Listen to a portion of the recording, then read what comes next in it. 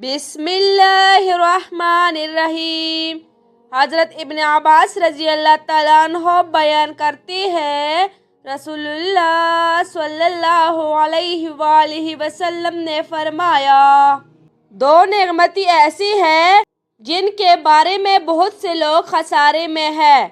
صحت اور فراغت۔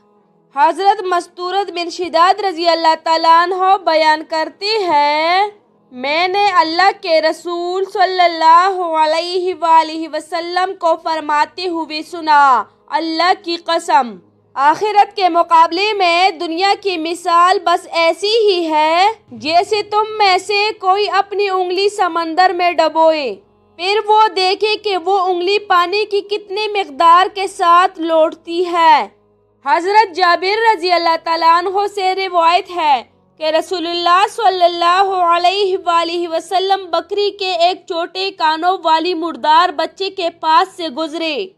تو آپ صلی اللہ علیہ وآلہ وسلم نے فرمایا، تم میں سے کون اسے 1 درہم میں لینا پسند کرے گا؟ صحابہ رضی اللہ تعالیٰ عنہ نے عرض کیا، ہم تو اسے کسی معمولی چیز کے بدلے میں لینا بھی پسند نہیں کرتے۔ آپ صلی اللہ علیہ وآلہ وسلم نے فرمایا، اللہ کی قسم، اللہ کے نزدیک دنیا اس سے بھی زیادہ حقیر ہے جتنا یہ بکری کا مردہ بچہ تمہارے نزدیک حقیر ہے۔